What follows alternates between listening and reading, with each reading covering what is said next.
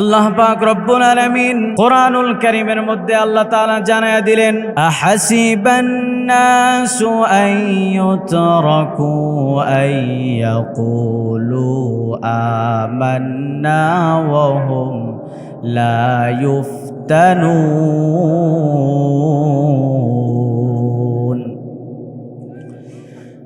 আল্লাহ তাআলা জানিয়ে দিচ্ছেন, বান্দারে তোমাদেরকে আমি আল্লাহ পাক রব্বুল আলামিন এত সুন্দর করে বানাইলাম, দুনিয়ার জমিনের মধ্যে পাঠাইলাম, আর তোমরা দুনিয়ার জমিনে চলে গেলা। আল্লাহ বলেন, রে বান্দা, তোমরা কি মনে করেছো? আহাসিবান নাসু আন ইউতরাকু আন ইয়াকুলু আমান্না ওয়া হুম লা ইফতানুন। আল্লাহ বলেন, রে গোলাম, তোমরা কি মনে করেছ তোমরা যদি জবান দ্বারা বলো রব তোমার প্রতি ঈমান এনেছি আল্লাহ, এই কথা বলার দ্বারাই কি তোমাদেরকে ছেড়ে দেওয়া হবে? কখনোই না। জবান দ্বারা যদি বলো আল্লাহ তোমার প্রতি আমি ঈমান এনেছি, রব্বুল আলামিন তোমার প্রতি ঈমান এনেছি আল্লাহ, আমাকে মাফ করে দাও। আল্লাহ বলেন, গোলাম, কখনোই না। আমি তোর রব, আমি আল্লাহ তোরে পরীক্ষা নিব কত পার্সেন্ট তুই ঈমান এনেছিস। আল্লাহ বলেন, শুধু পরীক্ষা নিয়ে যখন আমি আল্লাহ দেখব, রে গোলাম, তুই যদি পরিপূর্ণ ঈমান এনে থাকো বান্দা, আমি আল্লাহ তাআলা ওয়াদা দিয়ে দিলাম, ওয়ালাউ আন্না আহলাল কুরা আমানু ওয়াত্তাকাউ লাফাতাহনা আলাইহিম বারাকাতিম মিনাস সামাই ওয়াল আরদি ওয়ালাকিন কাযযাবু ফাআখাযনাহুম বিমা কানু ইয়াকসিবুন। আল্লাহ বলেন, রে গোলাম, তোমরা যদি পরিপূর্ণ ঈমান আনো, আমি আল্লাহ জানায় দিলাম বান্দা, ওই আসমান থেকে জমিন পর্যন্ত রে বান্দা পুরা ফাঁকা জায়গাটুকু আমি আল্লাহ রহমত আর বরকত দিয়ে ভরপুর করে দিব। চিৎকার দিয়ে বলেন না সুবহানাল্লাহ। শুধু তাই নয়, আল্লাহ বলছেন, হে গোলাম, তুমি যে আমি আল্লাহ তোমার যে রহমত আর বরকত দিব, বিষয়টা কিন্তু এখানেই শেষ নয় রে বান্দা। আমি আল্লাহ তাআলা জানায় দিলাম, ইল্লা মান তাবা ওয়া আমানা ওয়া আমিলা আমালান সালিহা। বান্দারে, তোমরা যখন আমি রবের প্রতি পরিপূর্ণ ঈমান আনবি, আমি আল্লাহকে পরিপূর্ণ মেনে নিবি, আনুগত্য করবি, তোর অতীতের যত গুনাহ ছিল আমি আল্লাহ অতীতের সব গুনাহগুলো মাফ করে দিব। বলি সুবহানাল্লাহ। আল্লাহ বলেন, শুধু মাফ করব না, আল্লাহ বলেন আমি মাফ করে এখান্ত নাই রে বান্দা, আমি আল্লাহ জানায় দিলাম, ইউবাদ্দিলুল্লাহ। আল্লাহ বলেন, রে গোলাম, তোর যত গুনাহ ছিল আমি আল্লাহ সব গুনাহকে পরিবর্তন করে দিয়ে আমি আল্লাহ নেক আমল দ্বারা পরিবর্তন করে দিব। বলি সুবহানাল্লাহ। আল্লাহ বলছেন, শুধু গুনাহ মাফ করব না, আমি আল্লাহ পাক রব্বুল আলামিন তোর গুনাহকে নেক আমল দ্বারা পরিবর্তন করে দেব। সুবহানাল্লাহ। আল্লাহ আমাদের কত ভালোবাসেন। এই জন্য আমার ভাইয়েরা, গুনাহ করেছি, হতাশ হওয়ার দরকার নাই। গুনাহ করেছি, হতাশ হয় না বান্দা, নিরাশ হয় না। মুহাম্মাদুর রাসূলুল্লাহ ওয়াল্লাযীনা মাআহু আশিদ্দা, মুসলমান যখন ঈমান আনে, ওয়াল্লাযীনা মাআহু আশিদ্দা আলাল কুফফারি রুহামাউ বাইনাহুম, মুসলমান যখন ঈমান আনে, ঈমানকে পরিপূর্ণ করে, বাতিলদের সামনে, পরাশক্তির সামনে মুসলমান বুক ফুলে দিয়ে দাঁড়াতে সাহস করে। কথা বলেন ঠিক কিনা? আমার ভাইয়েরা, আপনারা দেখেছেন আজকে 16টি বছর কথা বলতে পারি নাই, 16 মিনিটে সে কথা হবে ইনশাআল্লাহ। থাকবেন তো?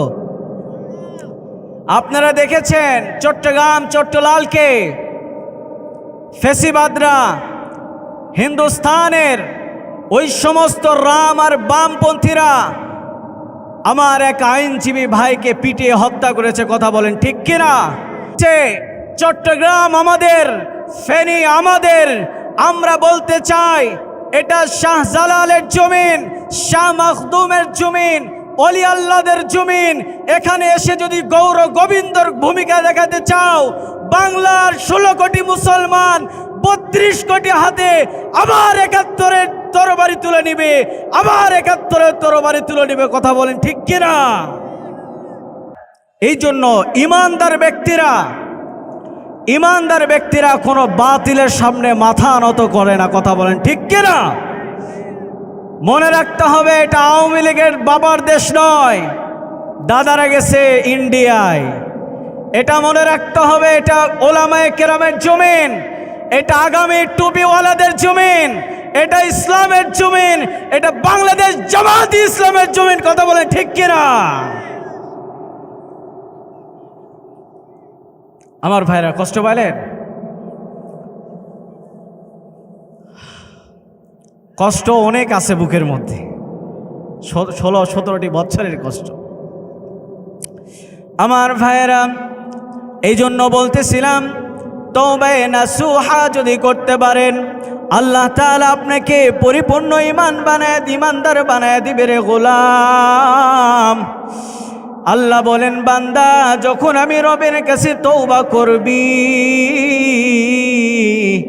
বান্দারে শোন, আমি আল্লাহকে জহরে ডাকলি আমি আল্লাহকে পাইলি না, আমি আল্লাহকে মাসরে ডাকলি পাইলি না রে গোলাম, আমি আল্লাহকে মাগরিবে ডাকলি আমি আল্লাহকে পাইলি না, এশার সময় ডাকলি তুই আমি আল্লাহকে পাইলি না রে গোলাম। এরে বান্দা, এমন একটা সময় আছে যেই সময়ে বান্দা তুই আমারে ডাকিস না রে বান্দা, আমি আল্লাহ নিজেই তোরে ডাকতে থাকি। আল্লাহ যখন জাতির তৃতীয় অংশ হয়ে যাই রে বান্দা, আল্লাহ এসে বলে রে গোলাম কি লাগবে আয় আয়, আমি বান্দার কাছে চা, আমি আল্লাহ তোকে দেওয়ার জন্য দরওয়াজা খুলে নিয়ে বসে আছি। এরে মুসলমান যুবক মানুষ রাস্তার কিনারায় বসে এমনভাবে হাউমাউ করে চিল্লায় কান্না করে, যুবকের কান্না দেখে হযরত ওমর ফারুক রাদিয়াল্লাহু তাআলা আনহু রাস্তা দিয়ে যাইতে যাইতে দেখে একজন যুবক রাস্তায় কিনারায় বসে ছোট মানুষের মতো হাউমাউ করে চিল্লায় কান্না করতেছে।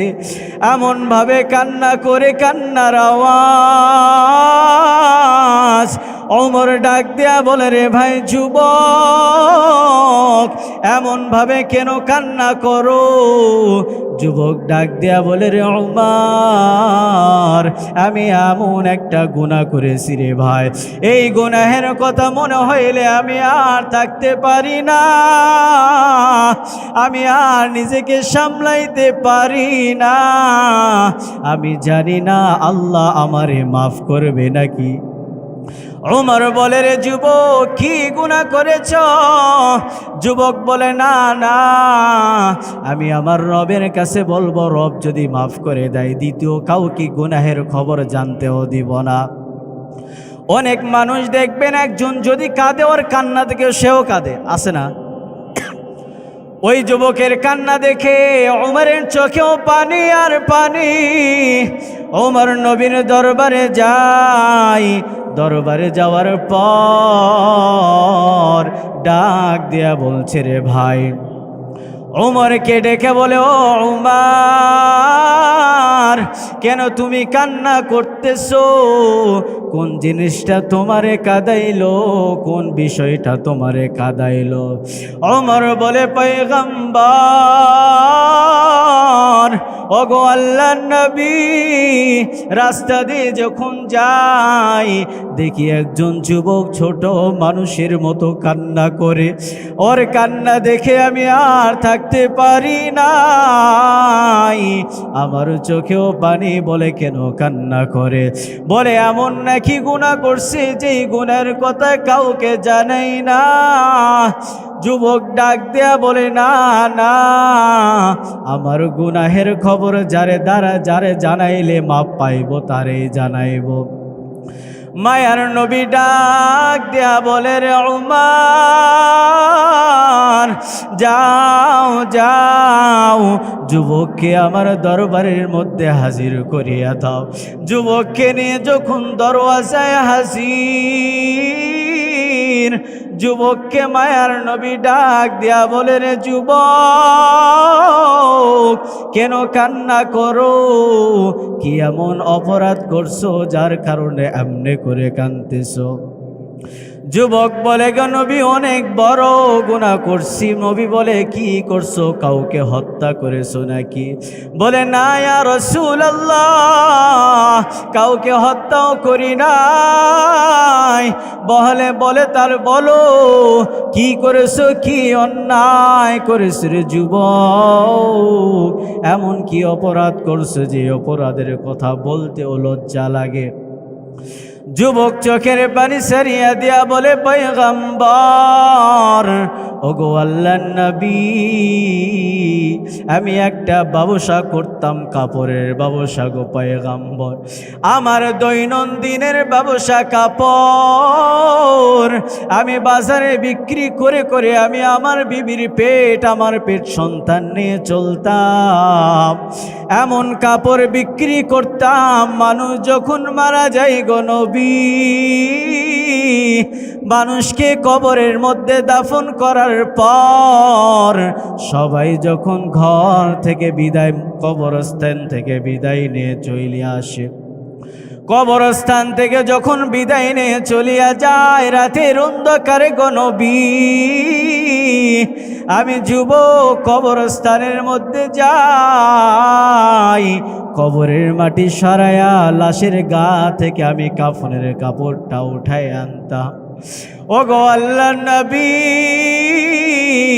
ওই কাফনের কাপড়টা আমি ধুয়ে মুছে ইস্ত্রি করে আবার বাজারের মধ্যে বিক্রয় করিয়া দিতাম গো পয়গম্বর। ও গো আল্লাহর নবী, সেই দিন কয়েকদিন আগে গো নবী, আমি একটা কবরের পাশে যাই। কবরের পাশে যাবার পর গো নবী, আমি হঠাৎ করে দেখলাম নতুন একটা কবর দেখা যায়। কবরের মাটি আমি সরানোর পর, আমি কবরে নামার পর দেখলাম একটা নতুন লাশ কবরস্থ করা হয়েছে। আমি লাশের গা থেকে যখন আমি কাফনের কাপড় সরায় দিলাম গো নবী, দেখলাম এত সুন্দর একটা যুবতীর লাশ, এত সুন্দর চেহারা আমি এর আগে কোনোদিন দেখি নাই গো নবী। এত সুন্দর চেহারা আমি কোনোদিন দেখি নাই গো নবী। চেহারা দেখার পর শয়তানের ধোঁকার মধ্যে পড়ে গেছি, নফসের ধোঁকার মধ্যে পড়ে গেলাম। শয়তানের ধোঁকায় পড়ার পর আমি ওই মৃত ব্যক্তির সঙ্গে জেনায় লিপ্ত হয়ে গেলাম। ও গো আল্লাহর নবী, আমি যখন জেনা সম্পূর্ণ করার পর কবর থেকে যখন উঠিয়া আসি, কে যেন পিছন থেকে ডাক দেয়, কে যেন বলে রে যুবক, আমি তোর কি অপরাধ করছিলাম? আমি তোর কি ক্ষতি করছি রে যুবক, যার কারণে আজকে আমার এই ক্ষতি তুই করে গেলি? আল্লাহ যেদিন হাসরের মাঠে সব মানুষকে দাঁড় করাইবে, সবাই সুন্দর করে পাক পবিত্র হয়ে আল্লাহর সামনে দাঁড়াইবে। এরে যুবক ভাই, অপর্দার অন্তরালের আম্মা জান, একটু গভীর মনোযোগ লাগায় দিয়ে কথাগুলো শুনে যান, মা শিক্ষা নিয়ে যান। যুবক যখন শয়তানের ধোকায় পড়ে গুনাহ করে ফেলল, যুবকের কানের মধ্যে আওয়াজ, এ যুবক তুই কেন আমার ক্ষতিটারে করে ফেললি? যুবক পয়গম্বরকে ডাক দেয়া বলে, ওগো নবী আমার, এই কথা আমি ওখান থেকে আসার পর বারবার কানের মধ্যে বাজতেছিল।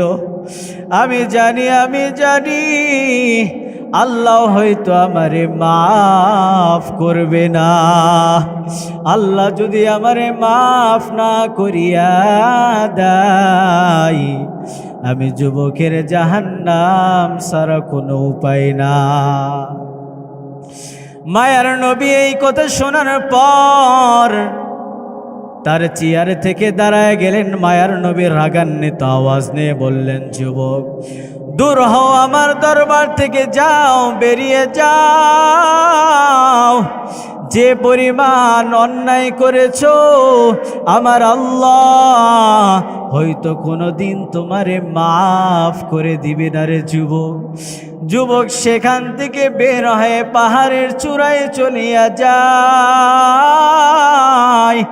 পাহাড়ের চূড়ায় যাবার পর টানা 40 দিন যুবক আল্লাহর কাছে ডান্না করে করে ডাক দেয়া বলে, রে মালিক, তুমি আমারে মাফ করিয়া দাও। তুমি যদি আমারে মাফ না করে দাও, আমি যুবকের জায়গার মতো কোনো জায়গা নাই। তোমার নবী দরবার থেকে দূর দূর করে তাড়ায় দিল গো নবী। ও গো আল্লাহ, তুমি আমারে তোমার দরবার থেকে বের করে দিও না রে গোলাম। এরে যুবক ভাই, সকালবেলা যদি নাফরমানি করো, বিকালবেলা রিজিক পাঠায় কে? সকালবেলা রবের নাফরমানি করলাম, বিকালবেলা আল্লাহ চাইলে হয়তো রিজিক বন্ধ করে দিতে পারতো আমার দয়ার মাওলা, তা কিন্তু করে না। আমার আল্লাহ কিন্তু সকালে নাফরমানি করলে বিকালবেলা রিজিক পাঠায় দেয়। কথা বলেন ঠিক কিনা? সেই দয়ার মাওলা মাফ করতে পারে কিনা? আল্লাহর কাছে যখন 40 দিন কান্না করছে যুবক, আল্লাহর রহমতের অন্তরে জোশ মেরে গেল। আল্লাহ ডাক দেয়া বলে, রে জিব্রাইল, যাও যাও, আমার বন্ধুর কাছে 2টা প্রশ্ন করো। 1 নম্বরে জিব্রাইল আমিন এসে বলে, ইয়া রাসূলুল্লাহ,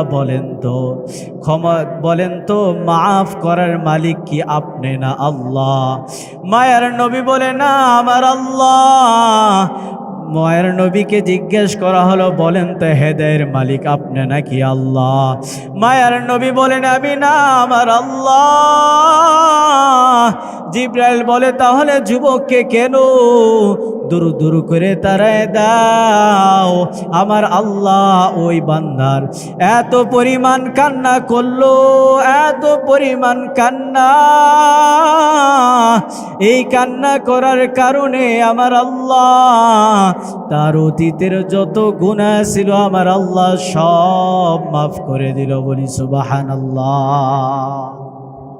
হে যুবক, আমি কি পরিমাণ গুনাহ করেছি? আমি তো করি নাই। মৃত ব্যক্তির সঙ্গে তো জেনা করি নাই। আমি তো 100টা হত্যা করি নাই। আমি তো আল্লাহর সাথে শিরিক করি নাই। তাদেরকে যদি ক্ষমা করতে পারে, আপনি আমাকে কেন ক্ষমা করতে পারবে না?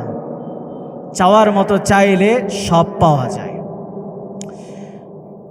আমরা চাইতে পারি না, আমরা তো চাইতে পারি না। আমাদের বাড়িতে অভাব। উচিতটা ছিল কি, আমরা রবের দরবারে সেজদা দিয়ে চাই, কিন্তু বাড়িতে অভাব। টেলিফোন একটা বাইর করে কিস্তির মাস্টাররা দিয়ে ফোন, ভাই আমার এত টাকা লাগতেছে, যা লাগে দিবানি। কিস্তির মাস্টারকে সমাধান নাকি? এগুলো অভ্যাস আমাদের বাদ দেওয়া লাগবে। আল্লাহ আমাকে সকলকে এই অভ্যাস পরিত্যাগ করার তৌফিক দান করে। সকলে পড়ুন আমিন। আমার ভাইরা, আল্লাহ পাক রব্বুল আলামিন নবীকে তখন জানায় দিচ্ছেন, হে নবী আপনার উম্মতদেরকে জানায় দেন, দুইটা জিনিসের যদি হেফাজত করতে পারে আমি আল্লাহ তাআলা তাকে জান্নাতে দেওয়ার গ্যারান্টি দিয়ে দিলাম। বলি সুবহানাল্লাহ। আমার ভাইরা, আমার বন্ধুগণ, একটু গভীর মনোযোগ দিয়ে কথাগুলো শুনেন। খারাপ লাগতেছে? থাকবেন তো? একটু গভীর মনোযোগ দিয়ে কথাগুলো শোনেন। আল্লাহ তাআলা ডাক দিয়ে বলেন, এ গোলাম, এক নাম্বার বিষয় হলো চক্ষুকে নিম্নগামী করে নাও। তুমি যদি তোমার চোখকে নিম্নগামী করতে পারো, তার কারণ চোখটা এমন একটা মারাত্মক গুনাহ। এই চোখ দিয়ে ভালো কাজ হয়, খারাপ কাজও। এই চাকলার মোড়ে একজন যুবক এই হাটখলায় দাঁড়ায় চা খাইতেছে। রাস্তা দিয়ে একটা মেয়ে যায়, হিপ হপ স্টাইলে একজন মেয়ে যাচ্ছে। যুবকের চায়ের মধ্যে চিনি কম না বেশি ওটার আর মনেই নাই, আছে না? এই চোখ এমন একটা গুনাহ, এই চোখ থেকে সেকেন্ডে আপনার ব্রেনকে আঘাত করে, তার সেকেন্ডে অন্তরে আঘাত। ওই মুহূর্তে পাকে জমিনে ব্রেক করে দেওয়ার ক্ষমতা আছে না নাই? এই জন্যে এই চোখকে নিম্নগামী করতে হবে। মেয়েদেরই শুধু পর্দা আছে, ছেলেদের নাই, বিষয়টা কিন্তু এমন না। এই জন্য আমার আল্লাহ বলেন, রে গোলাম, এক নাম্বার চোখ নিম্নগামী করে নাও। দুই নাম্বার বিষয় হলো তোমার লজ্জাস্থানকে হেফাজত করে নাও। তোমার লজ্জাস্থানকে হেফাজত করে নাও রে গোলাম। ওরে মা, তুমি যখন রাস্তায় যাও, বেপরদায় যখন চলবা, একজন নিজে তো গুনাহ করবা, একজন যুবক দেখে সেও গুনায় পড়ে, আসে না নাই? এমন অবস্থা লজ্জাস্থানের, এখন মেয়েরা এমন অবস্থা। 5 বছর আগে শুনলাম, মানে তারা শরীরের কাপড় কাটতে কাটতে এত পরিমাণ কাটছে, এখন সব কিছু বের হয়ে থাকে, বের করলেই বলে ভালো লাগে। 5 বছর আগে শুনলাম যে 4 পিস বের হয়েছে। কয় পিস? 4 পিস। আচ্ছা, মাশাআল্লাহ, ভালো। 1 বছর যাওয়ার পরে শুনলাম 3 পিস বের হয়েছে, 1 পিস গেল কমে। তারও 1 বছর পরে এসে আবার শুনলাম নাকি 2 পিস বের হয়েছে। তার 1 বছর পরে আসে শুনি 1 পিস। কথা বলেন, কয় পিস? 1 পিস। মা বোনেরা আছে তো? যুবক তোমরা আছো তো? মা বোনদের ওয়াজ করে কালকে মামলাও দিতে পারে, আমার চাকলা থেকে বের হওয়ার সুযোগ নাও হতে পারে। তো 1 পিস যখন বের হলো, এখন আবার কবে জানে হাফ পিস অলরেডি মনে হয় মার্কেটে চলেই আসছে। এই অবস্থায় আমার মা বোনেরা রাস্তাঘাটে চলাফেরা করতেছে। এই অবস্থা যদি হয় তাদের, তাহলে বলেন দুনিয়াতে ঈমান আপনার কই যাবে?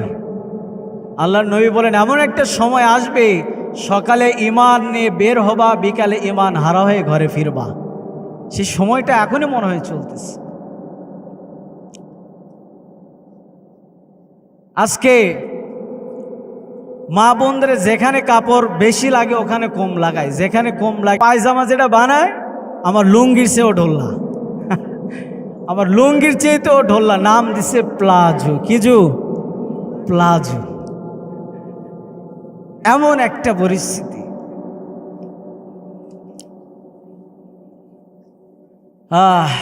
আল্লাহ আমার মা বোনদেরকে হেদায়েত দান করুন, সকলে পড়ুন আমিন।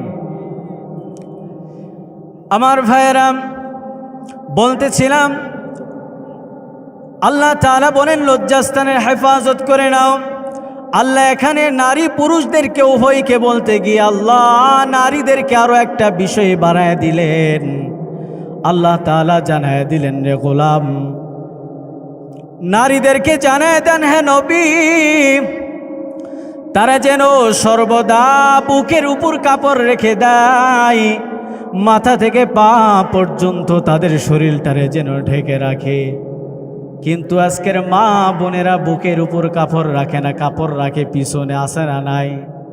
আছে না নাই? কাপড় সামনে দিয়ে আমাদের পিছনে ঝুলায় দেয়। কি এক পরিস্থিতি পড়ছি রে ভাই। গতবার একটা মাহফিলে গেছিলাম, এক বক্তা বলতেছে ওয়াজের মধ্যে বলল হঠাৎ করে যে রাস্তা দিয়ে একজন মেয়ে গেলে, হিপ হপ স্টাইলে গেলে একজন যুবক দাঁড়ায় দেখে, ইস কি মাল গেল, এই কথা বলে। তো বলার পর উনি ব্যাখ্যাটা পরিষ্কার করে দিছে যে এটা আসলে উচিত নয়। সকালবেলা মাহফিল শেষ করে রাস্তা দিয়ে আসতেছি, কয়েকটা মহিলা গল্প করতেছে, হুজুর কালকে মাল বলে মেয়েদের কইছে। তার মানে বিষয়টা হলো এমন, এত কান্দায় থুয়ে গেলাম, এটা নিতে পারে নাই, মাল কইছে এটাই বাড়িতে লেগেছে। এই যদি হয় অবস্থা, নদী যদি পার করতে না পারেন ওয়াজ, কোনো ফায়দা? একটা ছোট্ট একটা ওয়াজ মনে পড়ে গেলে করতাম নেই। তারপরে সামনের দিকে যাচ্ছে, মুরিদ গেছে পীর সাহেবের কাছে। কার কাছে? পীর সাহেবের কাছে। যা এখন বলতেছে, ভাই আমার একটা জিন লাগবে। কি লাগবে? জিন লাগবে। এখন পীর সাহেব কইতেছে, জিন দিব, তুই তো সামলাইতে পারবি না। কই না, আমারে দেন। তদবির দিছে, এবার এসে জিনের তদবির করছে। এমন এক ছ্যাঁচড়া জিন আসছে, আসে খালি কয় আমারে কাম দে, কাম ছাড়া আমার ভালো লাগে না। কই ঠিক আছে, আমার ভাঙ্গা বাড়িটাকে চাঙ্গা কইরা দিছে। কয় আমার খাবার নিয়ে আয়, ভালো ভালো টাকা পয়সা দে। দিছে, দেওয়ার পরে বলতেছে কাজ দে। এবার কাজ দিতে পারে নাই। কয় আমার তোর কোনো কাজ নাই। কইলে কাজ না দিলে তোর ঘাড় ভাঙবো। মুরিদ দৌড় পীর সাহেবের কাছে। ওস্তাদ এমন এক পীর আসছে যে পীর, যে জিন খালি কাজ চায়, আমার তোর কোনো কাজ নাই। তখন পীর কয় আমার কাছে নিয়ে আসো, আমার একটা কাজ আছে, দেখি করতে পারে কিনা। এবার জিন কয় দেন, আমি কাজ সব সময় কাজ করি, আমার কম মনে করেন নাকি? হে কইতেছে যা তোরে কাম দিলাম, ওই যে সামনে কুত্তা দেখ, ওই কুত্তার লাশটা সোজা কর। ওই ঘুরাইতে ঘুরাইতে কয় যে এ তো ওই জায়গা থেকে খুলে গেলেও তো সোজা হইতো না। এই অবস্থায় যদি আমরা ওয়াজ শুধু শুনে যাই, আমল না নিয়ে যদি নদী পার করতে না পারি, কিয়ামত পর্যন্ত ওয়াজ শুনে ফায়দা হবে না। কথা বুঝাতে পারছি? আমার ভাইরা আসেন, গভীর আলোচনা, গভীর মনোযোগ দিয়ে শোনেন। আমার ভাইরা, কলিজার টুকরা পঞ্চনেরা, মা বোনেরা, একটু গভীর কানটা লাগায় দেন। আল্লাহ তাআলা বলেন, হে আমার উম্মত, এই দুইটা জিনিসের যদি হেফাজত করতে পারো রে গোলাম, আমি আল্লাহ তোরে জান্নাতে দেওয়ার গ্যারান্টি আমি আল্লাহ তোরে দিয়ে দিলাম। বলি সুবহানাল্লাহ। আমার ভাইরা, এই দিন আল্লাহ পাক রব্বুল আলামিন এই পৃথিবীতে যতক্ষণ পর্যন্ত আল্লাহ তাআলা আল্লাহকে ডাকার মতো মানুষ থাকবে, আল্লাহ তাআলা কখনোই এই পৃথিবীটাকে ধ্বংস করবে না।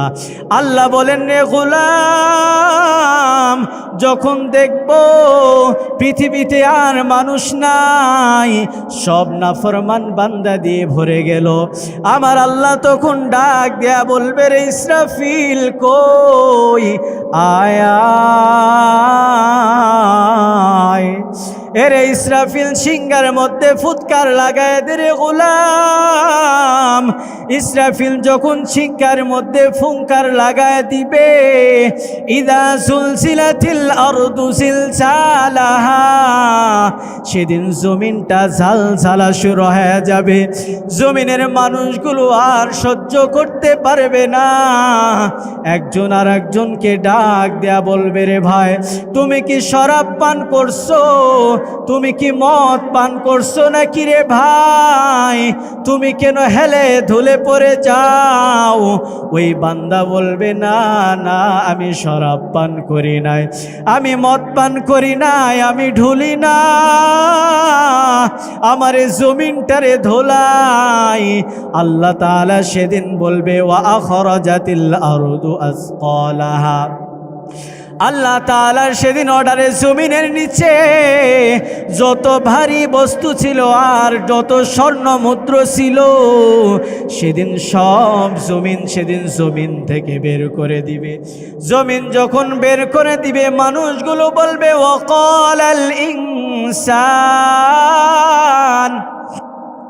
ওয়াকালাল ইনসানু মা লাহা, সেদিন জমিন বলবে, সেদিন মানুষগুলো বলবে, রে জমিন, এরে জমিন তোর কি হলো, আজকে এই সম্পদ কেন বের করে দাও?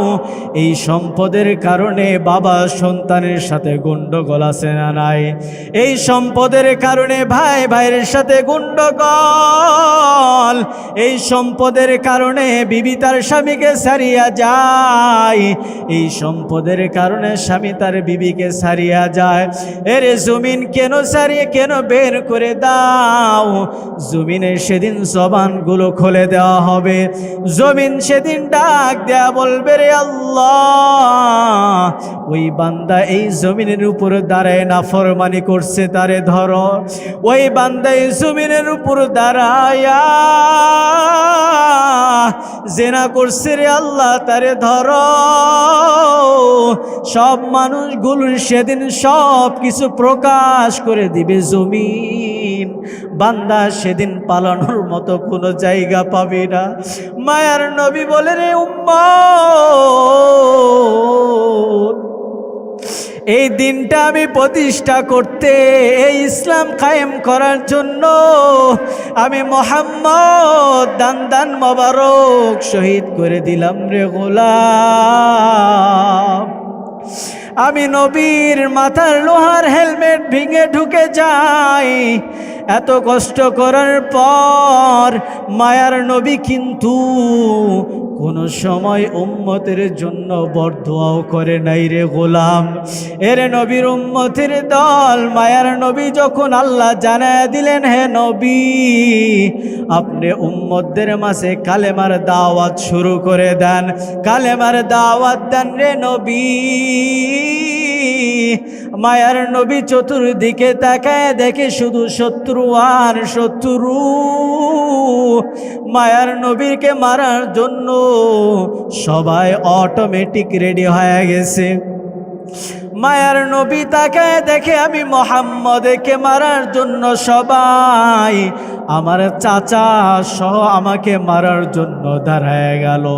ওই কঠিন সময় 40 বছর বয়সী একজন নারী আম্মা জান খাদিজাতুল কুবরা রাদিয়াল্লাহু তাআলা আনহা মায়ার নবীকে বিবাহ করিয়া নাই। মায়ার নবী একদিন চোখের পানি ছেড়ে কান্না করতেছেন। এরে পর্দার অন্তরালের আম্মা জান, একটু গভীর মনোযোগ লাগায় দেন রে মা। এরে মা, আপনার কি মনটা চাই না আপনি একজন খাদিজাতুর মা হবেন? আপনার মনটা কি চাই না রে মা আপনি একজন হাফেজে কোরআনের মা হবেন রে ভাই? তোমার কি মন চাই না তোমার সন্তানের সামনে হাজার হাজার মানুষ বসে বয়ান শুনবে, তোমার সন্তানের পিছনে দাঁড়ায়া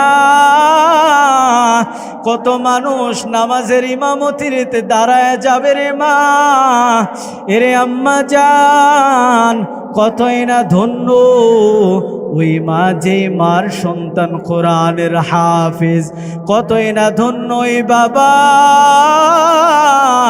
যে বাবার সন্তান কোরআনের হাফেজ। এরে মা, তোমার সন্তানকে কোরআনের একজন আলেম বানাও। আম্মা জান খাদিজাতের মতো মা হরে মা।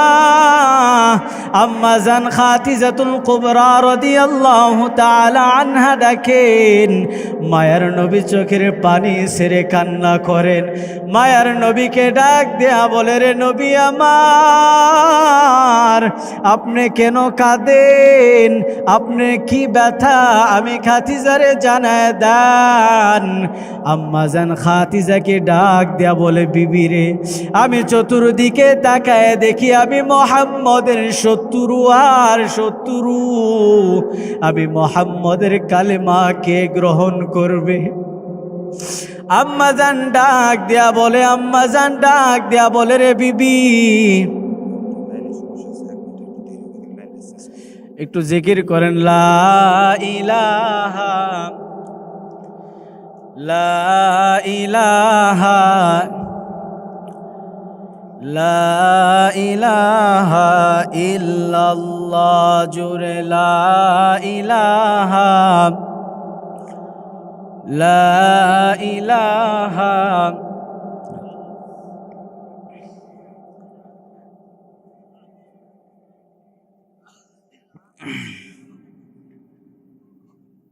সমস্যা কি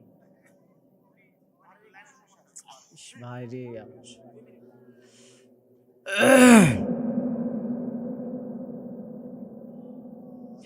একটু সকলে জিকির করি, লা ইলাহা ইল্লাল্লাহ, লা ইলাহা। আমাকে শহীদ করে সেই মিছিলে শামিল করে নিও, আমাকে শহীদ করে সেই মিছিলে শামিল করে নিও। যেই মিছিলের নেতা কাদের মোল্লা, আল্লামা সাইদি, আল্লাহর ছিল যারা অতি প্রিয়, আমাকে শামিল করে নিও। আল্লাহু আকবার। আমাকে শহীদ করে সেই মিছিলে শামিল করে নিও। আলহামদুলিল্লাহ। আমার ভাইরা, আম্মা জান খাদিজাতুল কুবরা রাদিয়াল্লাহু তাআলা আনহা বলছেন, হে নবী, আপনি কেন কান্না করতেছেন? মায়ের নবী বলছেন, আমি যেদিকে তাকাই সেদিকে আমার শত্রু, আমি মুহাম্মদকে মারার জন্য পাগল হয়ে গেছি, আমার চাচা সহ আমাকে মারতে চায়। আম্মা জান খাদিজাতুল কুবরা রাদিয়াল্লাহু তাআলা আনহা ডাক দিয়া বলেন, গো নবী আমার, আপনি কাঁদবেন না গো নবী,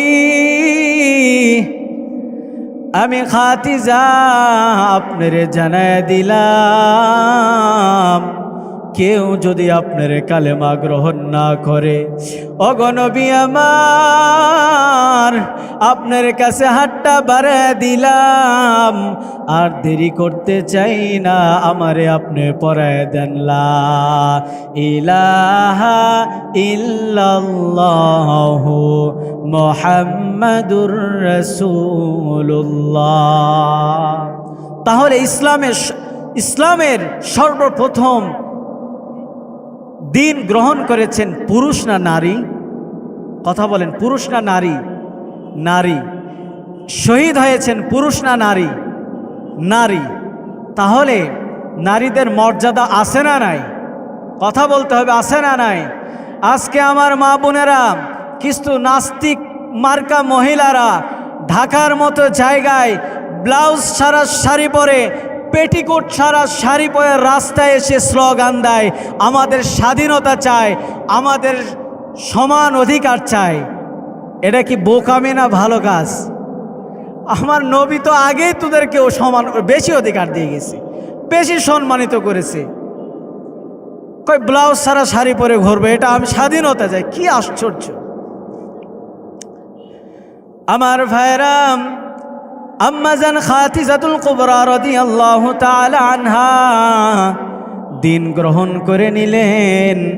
আম্মা জান খাদিজাতুল কুবরা বললেন, পয়গম্বর, ও গো নবী আমার, টেনশন করবেন না গো নবী, আপনি যান দিনের দাওয়াত দেন। মায়ার নবী সারাদিন দিনের দাওয়াত দেয়, রাতের বেলা যখন ঘরের মধ্যে ফিরে, মায়ার নবী ডাক দেয়া বলে, রে বিবি আমার, ঘরের মধ্যে কোনো খাবার আছে নাকি রে বিবি? আম্মা জান ডাক দেয়া বলে, পয়গম্বর, কয়েকদিন থেকে বাজার করা হয় নাই গো স্বামী আমার, বাজার করতে পারেন নাই, ঘরে তো তেমন খাবার নাই, তবে পাশের বাড়ি থেকে 4টা খেজুর হাদিয়া দিয়ে গেছি গো নবী আমার, দুইটা আমি খাদিজা খেয়েছি আর দুইটা আপনার জন্য রেখে দিলাম। আর আমাদের বকরি থেকে এক পেয়ালা দুধ দহন করেছি গো স্বামী, আপনার জন্য রেখে দিয়েছি বিবি, আমি খাই নাই। বলেন তো আপনারা সারাদিনের ক্ষুধার্ত মানুষ, এক পেয়ালা দুধ দিয়ে কি পেটটা ভরে নাকি? সারাদিনের ক্ষুধার্ত পেট ভরবে? মায়ার নবী ডাক দেয়া বলেন, বিবি আমার, আমি একটা খেজুর খাইলাম, আমার মনটা চাই আমি মোহাম্মদ নিজ হাতে তোমার একটা খেজুর খাওয়ায় দিই। সুবহানাল্লাহ, কি মহব্বত ছিল তাদের, কি মহব্বত।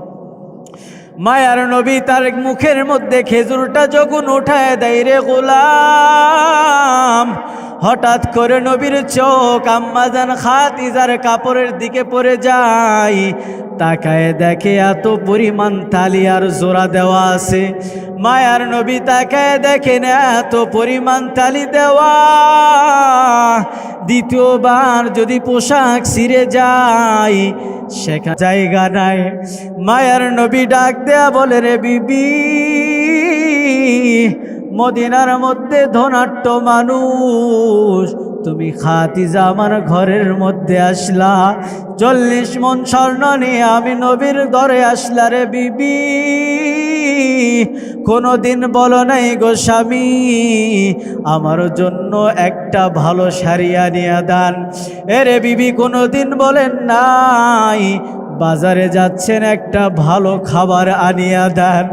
এরে বিবি কেন বলো নাই?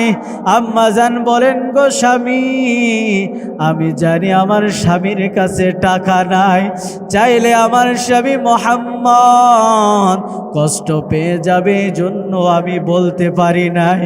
মায়ার নবী ডাক দিয়ে বলে, রে বিবি আমার, তোমার সম্পদগুলো কি করলাম, কোন রাস্তায় খরচ করছি রে বিবি, একটা বারে কিন্তু আমি মোহাম্মদ রে প্রশ্ন করো নাই।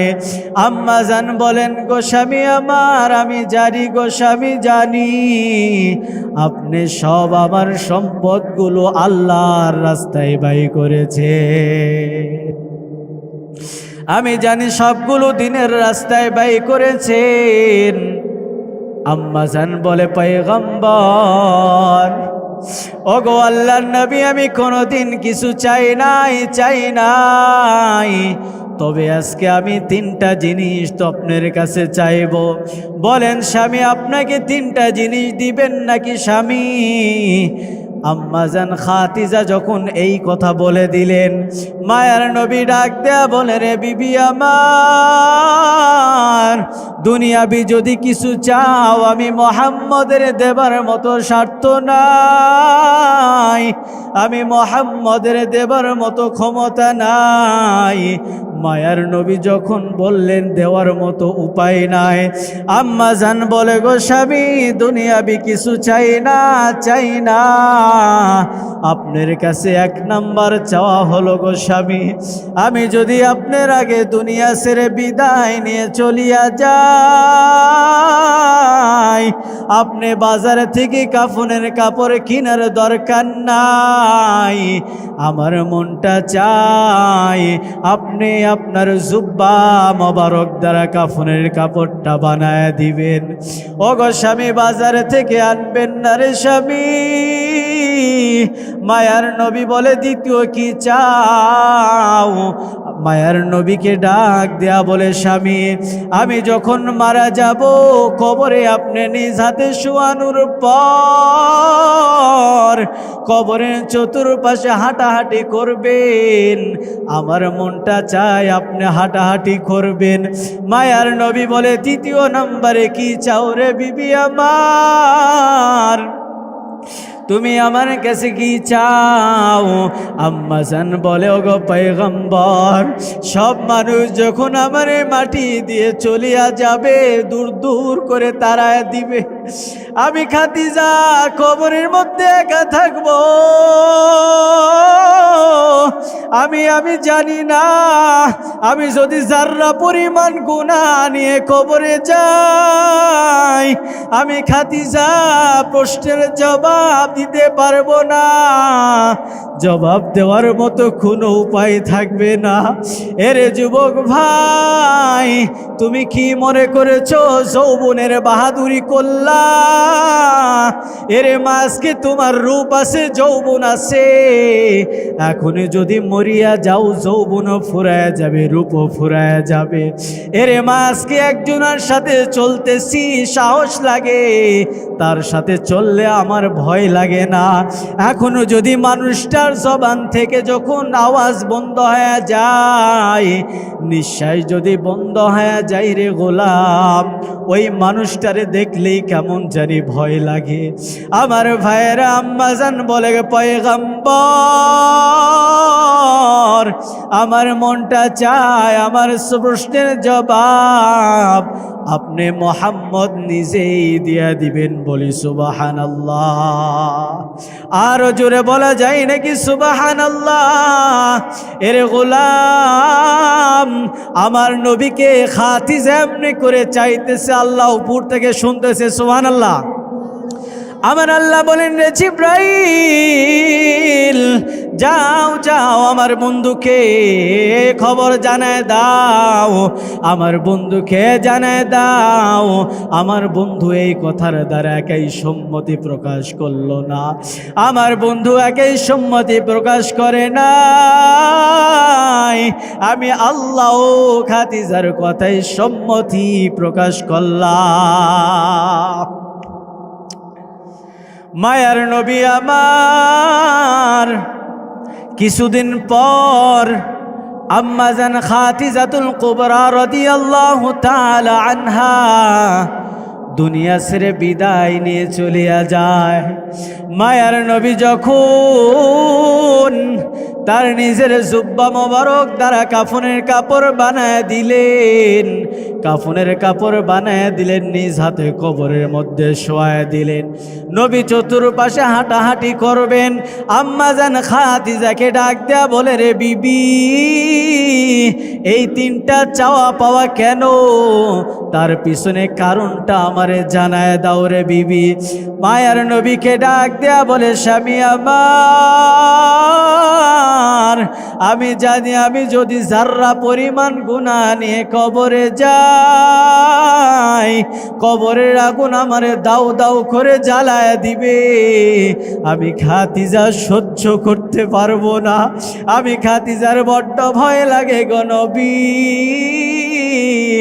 আমার শরীরের মধ্যে যদি আপনার জুব্বা মোবারক থাকে, কবরের মাটির কবরের আগুন জাহান্নামের আগুনের এত বড় ক্ষমতাও নাই আপনার জুব্বা ভেদ করে আমাকে স্পর্শ করতে পারে। দ্বিতীয় নাম্বারে কেন চাইলা? কবরের পাশে আমি হাঁটাহাঁটি করি। আম্মা জান বলে, গো স্বামী, আমি জানি গুনাহগার যখন মারা যায় মুনকার নাকির আসবে, তিনটা জবাব প্রশ্ন করবে, সওয়ালের জবাব যদি দিতে না পারে কবরের মাটিগুলো এমন আস্তে আস্তে দূরত্ব বেড়ে যায়। দূরত্ব বেড়ে যাবার পর দূর থেকে এত জোরে এসে ওই নাফরমান বান্দাকে এমন জোরে চাপ দেয়, এক পাশের মাটরের হাড় আর এক পাশে লেগে চুরমার হয়ে যায়। এরে গোলাম, কেমনে সহ্য করবি রে ভাই ওই জাহান্নামের আগুন? কেমনে সহ্য করবি রে বান্দা? আল্লাহ হাসরের মাঠে বান্দা যারা নাফরমানি করছো, আল্লাহ দুই দল বানায় দিয়ে বলবে, গোলাম যারা নেক আমল করছো, যা যা আমার বানানো জান্নাতের মধ্যে চলে যা। যারা নাফরমানি করছে রে গোলাম, ওরে বান্দা আয় আয়, তোদের আমল নামা ডান হাতে দিব না, তোদের আমল নামে আল্লাহ বাম হাতের মধ্যে দিব। বান্দা যখন ফেরেশতার আমল নামা বাম হাতে দিতে যাবে, আল্লাহ ডাক দেয়া বলে, রে ফেরেশতা, এই বান্দা আমার সাথে এত পরিমাণ নাফরমানি করছে, আলেম ওলামা পায়ে ধরে বুঝাইছে, আমি রবের হুকুমও মানে নাই। ইমাম সাহেব এসে বারবার বুঝায়, তাবলিগের ভাইরা ঘরের মধ্যে গিয়ে বুঝায়, এলাকায় খেয়ে না খেয়ে ঘুরে রে ভাই, তারপরে তুমি নাফরমানি করছো, ওরে সোজাভাবে আমলনামা দেওয়া যাবে না। ওই বান্দার বুকের মাঝখানে ছিদ্র বানায় দাও, বান্দার বুকের মাঝখানে ছিদ্র বানায় পিছন দিকে হাতটা ঢুকায়ে বের করিয়া দেয়। আল্লাহ আমলনামা দিয়ে বলবেন, গোলামি করা কিতাবাক কাফা বিনাফসিকাল ইয়াউমা আলাইকা হাসিবা। এরে বান্দা দেখ কি পরিমাণ অন্যায় করেছো, কি পরিমাণ জুলুম করেছো রে গোলাম, তোর হাতের মধ্যে আমলনামা দিয়ে দিলাম। বান্দা সেদিন সব দেখবে, বান্দা দেখবে আমার ছোট থেকে ছোট। এরে যুবক ভাই, রাতের বেলা দরওয়াজা লাগাই দিয়ে খাতা মুড়ি দিয়ে যদি মোবাইলও গুনাহ করো, দুনিয়ার কেউ না দেখলে দেখেন কে? আরো জোরে বলেন, দেখেন কে? পানির নিচে গিয়ে গুনাহ করলে দেখে কে? এ যুবক ভাই, রাতের আধারে গুনাহ করলে দেখেন কে? এ যুবক ভাই, বান্দা দেখবে রে গোলাম, আমি ছোট থেকে ছোট গুনাহ করছি, সবগুলো এখানে দেওয়া। আল্লাহ বলবেন, গোলাম যা যা, তোর জন্য জাহান্নাম বরাদ্দ করে দিলাম। সেদিন জাহান্নামের আগুন পুরে দাও দাও করে শেষ করে দিবে রে গোলাম, সহ্য করতে পারবি না রে ভাই। আম্মা জান বলে, ওগো পয়গম্বর, আমি কেন আপনার হাঁটাহাঁটি করতে বললাম? আমি জানি আপনি নবীর বরকতময়, ওই কদম মোবারক যদি মাটির উপর পড়ে যায়, ওই কবরের মাটির এত বড় সাহস হয় না। এক পাশের মাটি এসে আর এক পাশে চাপ মারিয়া দেয়, এত বড় সাহস হয় নাই। এক পাশের মাটি এসে আর এক পাশে চাপ দিবে। মায়ার নবী বললেন, রে বিবি আমার, তৃতীয় নাম্বারে কেন চাইলা? তোবার পরে আমি মোহাম্মদকে আসার জন্য বললাম। মায়ার নবীকে ডাক দেয়া বলে, নবী আমার, গুনাহ নিয়ে কবরে জেলে আমি সওয়ালের জবাব দিতে পারবো না। আমার মনটা চায় আপনি নবী আমার প্রশ্নের জবাবটা দিয়ে দেন। মায়ার নবীকে বললেন, আমার প্রশ্নের জবাব আল্লাহ সম্মতি, আল্লাহ নিজেও সম্মতি প্রকাশ করলেন। কেমন একজন নারী ছিলেন, দিনের জন্য এত ত্যাগ স্বীকার করলেন। হে মা বোনেরা, তুমি আমি কি স্বীকার করি? আমি কি স্বীকার করেছি? কতটুকু ত্যাগ স্বীকার করলাম? আমি কত ত্যাগ স্বীকার করেছি?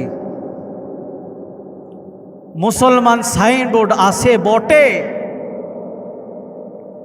আমাদের নামে মুসলমান, ওই যে দাদাই মুসলমান, বাবাই মুসলমান, সিরিয়ালে আয়সা পড়ছে মুসলমান, কিন্তু মুসলমানিত্ব আমাদের ভিতর থেকে হারায় গেছে। মুসলমানের কাজ আমাদের ভিতর থেকে হারায় গেছে। আমার ভাইয়েরা, আমাদের অন্তরের ভিতরে জং ধরে গেছে। একজন নারী, ধনী নারী, কাপড় ছিঁড়ে গেছে, তালি দেওয়ার মতো জায়গা নাই। আর আজকের আমার মা বোনেরা, এমন পরিস্থিতি, একটা জিনিস আনতে বললে যদি মনে না থাকে আল্লাহর ওয়াস্তে, হে কথাই কয় না। রাগ করছো কেন? কই রাগ করছি কি জন্য হেডাও জানে না, এমন অবস্থা। তারাও ছিলেন নারী, এখনকার নারীও নারী। আশেপাশে কিছু লোক খুব ডিস্টার্ব করতেছে মনে হয়, ব্যাক সাউন্ড দিচ্ছে। মেহরবানি করে এগুলো করেন না। গতকালকে এখানে আমি দেখেছি এক ভাই চাষটলে বসে খুব বাজে বাজে কথা বলতেছিল। এটা কেমন ভাই? এটা কেমন? ব্যাক সাউন্ড কেন দিচ্ছেন আপনার? ডিস্টার্ব তো হচ্ছে। চায়ের দোকানগুলো বন্ধ করে দেন না কেন? আমার ভাইয়েরা, আমরা অনেক কষ্ট করে আসছি, অল্প কিছু সময়, সারা বছর তো কথা হয় না, তাই না? একটা দিন। আমার ভাইয়েরা, আমার বন্ধুগণ, আম্মাজান খাদিজাতুল কুবরার কথা বলছিলাম। আম্মাজান খাদিজাতুল কুবরা রাদিয়াল্লাহু তাআলা আনহা যখন এইভাবে 3টা প্রশ্ন চললেন, আল্লাহ সম্মতি প্রকাশ করে দিলেন। কয়েকদিন পরে আম্মাজান মৃত্যুবরণ করলেন। মায়ার নবীর বিবি আম্মাজান খাদিজাতুল কুবরা রাদিয়াল্লাহু তাআলা আনহা যখন দুনিয়া থেকে বিদায় নিয়ে চলিয়া যায়, দুনিয়া থেকে যাবার পর তার কথা মতো সব কাফনের কাপড়টা জুব্বা মোবারক দ্বারা দিয়া দিল। তার কথা মতো মায়ার নবী কবরের মধ্যে শোয়া দেয়। তার কথা মতো মায়ার নবী সবার শেষে আসতে যখন চাইলেন, মায়ার নবী যখন আম্মাজানকে কবরের মধ্যে শোয়া দেয়, আমাদের এখানে নিয়ম আছে কিন্তু মানুষ যখন মারা যায় দেখবেন তার মাথা কেবলার দিকে করে দেওয়া হয় কি হয় না? তার মাথাটা কেবলার দিকে করে দেওয়া হয়। মায়ার নবী আম্মাজান খাদিজার যখন মাথা কেবলার দিকে করে দেয়, বারবার ঘুরে আসমানের দিকে হয়ে যায়। মায়ার নবী আবার কেবলার দিকে ঘুরিয়ে দেয়, আবার আসমানের দিকে হয়ে যায়। তৃতীয়বার যখন আবার কেবলার দিকে ঘুরাইতে চায়, আমার আল্লাহ ডাক দেয়া বলে, রে জিবরাইল, আমার বন্ধুকে জানায় দাও, আমার বন্ধুর কাছে খবর দাও, আম্মা খাদিজার মাথা কেবলার দিকে থাকবে না। আম্মাজান খাদিজার মাথা কেবলার দিকে নয় রে বন্ধু আমার, আমি আল্লাহ খাদিজার দিকে আসমান থেকে তাকায় আসি, আমি স্বয়ং আল্লাহ খাদিজার দিকে তাকায় আসি। বলি সুবহানাল্লাহ। আসমানের দিকে নয়, কেবলার দিকে নয়, আসমানের দিকে, আমি রবের দিকে তাকায় আছি। কত প্রিয় একজন বান্দী ছিল, সুবহানাল্লাহ। এই দিনটা প্রতিষ্ঠা করতে গিয়ে কত সাহাবায়ে কেরাম জীবন দিলেন রে ভাই। এই জন্য শুরুতে বললাম, আহাসিবান নাস আইয়ুতরাকু আইয়াকুলু আমান্না ওয়া হুম লা ইফতানুন। আল্লাহ বললেন, রে গোলাম, তোমরা কি মনে করেছো তোমরা যদি জবান দ্বারা বলো আমি রব তোমার প্রতি ঈমান এনেছি, এই কথা বলার দ্বারাই কি তোমাকে ছেড়ে দেওয়া হবে? না রে বান্দা, না না, আমি আল্লাহ পরীক্ষা করব। ওই হাসরের ময়দান যেদিন কায়েম করে দিবে, আল্লাহ ডাক দেয়া বলবে, 2 শ্রেণীর মানুষকে ডাক দেয়া বলবে, ওরে গোলাম, কেন নাফরমানি করলি, কেন নাফরমানি করলি? ওই এক বান্দা বলবে, আল্লাহ দুনিয়ায় এত ব্যস্ততা ছিলাম, এত ব্যস্ত ছিলাম, তোমার গোলামি করার টাইমই পাই নাই। একটা ওয়ার্ডের মেম্বার, একটা চেয়ারম্যান, একটা মন্ত্রী, এখনকার তো চৌকিদারেরও টাইম পাওয়া যায় না, আছে না নাই? আল্লাহর কাছে যখন বলবে, আল্লাহ ব্যস্ত থাকার কারণে তোমার গোলামি করতে পারি নাই, আল্লাহ তখন সুলাইমান নবীকে ডাক দিবে। আল্লাহ বলবে, আমার সুলাইমানের কত ব্যস্ত ছিল জানো?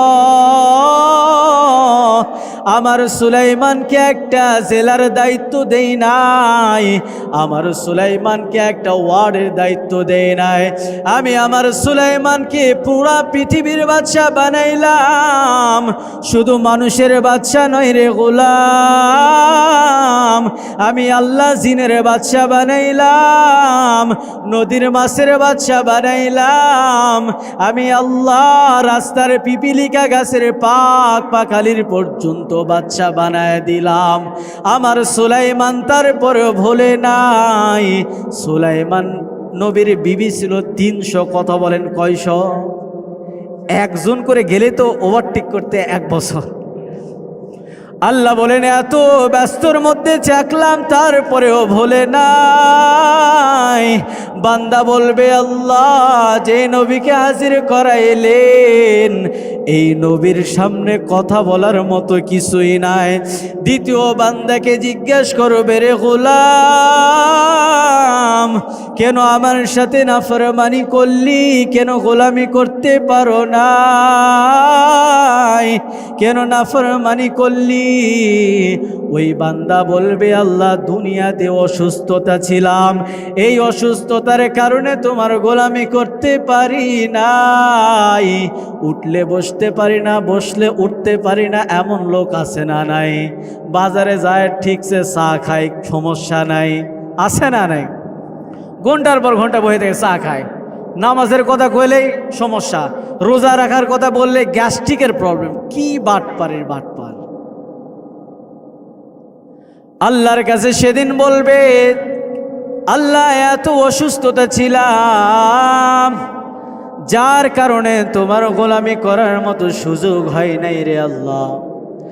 আল্লাহ সেদিন ডাক দেয়া বলবে এ আমার আইয়ুব কই আয় আয়, আমার আইয়ুব আমার সামনে আয়। আইয়ুব নবীকে আল্লাহ সামনে দাঁড় করায় দিবে রে গোলাম।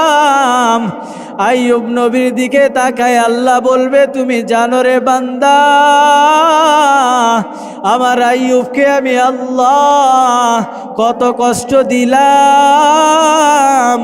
1টা বছর নয়, 2টা বছর নয়, আমার আইয়ুবকে আমি আল্লাহ 18টি বছর পোকায় খাওয়াইলাম। তারপরেও আমার আইয়ুব আমি আল্লাহকে ভুলে যাই নাই। আজকে তুমি 2 টাকার বাহাদুরি করে ব্যস্ততা দেখাও রে গোলাম। আল্লাহ বলেন বান্দা এই ব্যস্ততার কারণে তুমি নাফরমানি করলা, সামান্য অসুস্থতার কারণে নাফরমানি করলি রে গোলাম। আমার আইয়ুবকে আমি 18টি বছর। আল্লাহ একদিন জিব্রাইলকে ডাক দেয়া বলে এরে জিব্রাইল আমার আইয়ুবকে আমি এত সম্পদ দিলাম, এত সম্পদ দিছি, আমার আইয়ুব কিন্তু আমারে ভোলে না। আল্লাহ যখন এই কথা বলে হঠাৎ করে শয়তান শুনে ফেলছে, শয়তানের কানে খবর চলে গেছে। শয়তান ডাক দিয়া কয় আইয়ুব রে না চাইতে এত দিছেন, সুখে খাইতে ভূতে কিলাই, কষ্ট দিয়া দেখেন সুখ জালনা ভেঙ্গে পালাইবে। আল্লাহ কয় আমার লোকে চ্যালেঞ্জ করলি? শয়তান কয় হ করলাম। ঠিক আছে চ্যালেঞ্জ করে পরীক্ষা নেওয়া হয়ে যায়। আইয়ুব নবীর আল্লাহ শয়তান বলছে আমার পাওয়ার দেন, পাওয়ার দিয়ে দিল। শয়তান পাওয়ারটা পাবার পর আইয়ুব নবীর কিছু নিজস্ব সম্পদ ছিল রে গোলাম, কিছু রাষ্ট্রীয় সম্পদ ছিল। শয়তান ওই আইয়ুব নবীর সম্পদ বড় বকরির পাল ছিল, ওই সম্পদের মধ্যে রে গোলাম ডাইরেক্ট অ্যাটাক করে সবগুলো ধ্বংস বানায় দিছে। পয়গম্বর সবগুলো পোড়ায় জ্বালায় শেষ করে দিছে, সব সম্পদ শেষ হয়ে গেল গো নবী আমার। আইয়ুব নবী বলে না না, আল্লাহর মাল আল্লাহ দিয়েছিল, এখানে আমার কথা বলার মতোই কিছুই নাই। আইয়ুব নবী রবের শুকরিয়া আদায় করলেন। আইয়ুব নবী যখন শয়তান দেখলেন কিরে প্রথম পরীক্ষায় তো পাস, কি আশ্চর্য। আইয়ুব নবীর বড় বড় উটের পাল ছিল, সেখানেও গিয়া টাক সেটারও এমনভাবে ধ্বংস বানায় দেয়। আইয়ুব নবীর সব উটের পাল ধ্বংস। খবর আসছে গো পয়গম্বর, আপনার সব পালগুলো ধ্বংস করে দিছে। আইয়ুব নবী বলে টেনশন করো না, আল্লাহর মাল আল্লাহ দিছে, আবার আল্লাহ নিয়ে গেছে, টেনশন করার কোনো দরকার নাই। শয়তান চিন্তা করলো না না, আমি এতদিন মালের উপর দিয়ে নিলাম, যখন রাষ্ট্রই কিছু জনগণের ফসল ছিল, সব ফসলগুলো শয়তান জ্বালায় শেষ করে দিছে। রাষ্ট্রের মানুষগুলো আসছে গো পয়গম্বর, ওগো নবী আমার, সবগুলো পুরাই শেষ, আমরা কি খাই? আইয়ুব নবী ডাক দেয়া বলে টেনশন করো না, 3 বছরের খাবার স্টক করা আছে, এইটা দিয়ে আমরা চলতে পারবো। এই কথাও শয়তান শুনে ফেলেছে, এটারেও আক্রমণ, সব ধ্বংস। এবার দেখে মালের উপর দিয়ে নিয়ে হয় না, এবার জানের উপর দিয়ে। আইয়ুব নবীর ছেলে ছিল 7 জন, কথা বলেন কয়জন? 7 জন। এই 7 জন সন্তানকে একসাথে মেরে ফেলছে। আইয়ুব নবী তারপরও রবের শুকরিয়া আদায় করছে। শেষ পর্যন্ত আমার ভাইরা, আইয়ুব নবীর শরীরের উপর আটাক, আইয়ুব নবীর শরীর ফুলে যায়, আইয়ুব নবীর শরীর থেকে দুর্গন্ধ বের হয়ে যায়। দুর্গন্ধের কারণে এলাকার মানুষগুলো দূর দূর করে তাড়ায় দেয় রে গোলাম। আইয়ুব নবীর বিবি ছিল 4 জন, 3 জনই পালাইছে, একজন আছে, নাম কি জানেন? রহিমা। এই রহিমা ছিলেন আইয়ুব নবীর বিবি। উনি বলে না, আমি আমার জীবন চলে যাবে রে, আমি আপনার খেদমত ছেড়ে একটা কদম চলে যাব না। দীর্ঘ সময় সেখানে থাকলো, সংক্ষেপে বলছি 18টি বছর পোকায় খাইল। খাওয়ার পর আল্লাহ জিবরাইল আমিনকে পাঠায় দিলেন, আমার আইয়ুব নবীর সালাম দিয়ে বলো কেমন আছে। জিবরাইল আমিন এসে সালাম দিছে, সালামের জবাব নিতে দেরি করলো। আইয়ুব নবী সালামের জবাব নিতে দেরি করছে, এদিকে জিবরাইল আমিন রাগ করে বসে আছে। আইয়ুব নবী বলে, তুমি কি রাগ করছো? রাগ করবো না মানে, আপনি নবী হয়ে যদি দেরি করেন উম্মত কি করব? আইয়ুব নবী বলে, আমি কেন দেরি করলাম জানো? তুমি যখন আমারে সালাম দাও রে জিবরাইল, আমার মুখের মধ্যে 2 জন আল্লাহর মেহমান খাবার খাইতেছিল, আমি যদি জিব্বাটা নাড়ায় সালাম নিতাম, আমার ওই আল্লাহর মেহমানরা তৃপ্তি সহকারে খাবার খাইতে পারতো না। তৃপ্তি সহকারে যখন খাবার খেয়ে বের হয়ে চলে গেল, আমি তখন তোমার সালামের জবাব নিলাম। আইয়ুব নবীকে বলে, নগো নবী কেমন আছেন? আইয়ুব নবী বলে, শুকরিয়া আদায় করে বলো, আল্লাহরে জানায় দাও রে জিবরাইল, আমি আইয়ুব অনেক আল্লাহর রহমতে ভালো আছি। আইয়ুব নবী শুকরিয়া আদায়ের কারণে আল্লাহ খুশি হয়ে যায়। আল্লাহ বলেন, জিবরাইল আমার আইয়ুবকে জানায় দাও, তার পা দ্বারা যখন জমিনের মধ্যে আঘাত করে দেয়, আমি আমার আইয়ুবকে আবার সুস্থ বানায় দিব। আইয়ুব নবীরে যখন জিবরাইল বলে, আইয়ুব নবী চোখের পানি ছেড়ে কান্না করে। জিবরাইল বলে, কেন কান্না করেন? মায়ার নবী আইয়ুব নবী ডাক দেয়া বলে, রে জিবরাইল, মাথা থেকে পা পর্যন্ত 18 বছর পোকায় খাইলো, আমি কোনোদিন কাঁদি নাই। আল্লাহ যে বলল পা দ্বারা জমিনে আঘাত করার জন্য, তাকায় দেখো আমার পায়ের গোড়াই তো পোকায় খেয়ে ফেলছে, আমার পায়ের গোড়া তো দেখা যায় না রে জিবরাইল। আল্লাহ বলেন, রে বন্ধু, আপনার পা দ্বারা আঘাত করতে হবে না, আপনি পাটা নাড়ায় দেন। নবী যখন পা নাড়ায় দিলেন রে গোলাম, পোকা শরীর থেকে দূর দূর করে দৌড় মারতে পালাইতে আরম্ভ করে দিল। যখন পোকাগুলো শরীর থেকে বের হয়ে গেল রে ভাইরা, পা থেকে পানি বের হয়ে গেল। জিবরাইল আমিন সেই পানি আইয়ুব নবীকে পান করায় দিলেন। পান করানোর পর সেই পানি দিয়ে গোসল করায় দিলেন। আমার আল্লাহ রব্বুল আলামিন আগের চাইতে 3 গুণ সৌন্দর্য বাড়ায় দিছেন। চিৎকার দিয়ে বলেন সুবহানাল্লাহ। আল্লাহ যে পরীক্ষা নেবে, নবীদের পরীক্ষা কত কঠিন পরীক্ষা হয়েছে। আপনি আমার পরীক্ষা নেবে তো? প্রস্তুত আছি তো আমরা ইনশাআল্লাহ।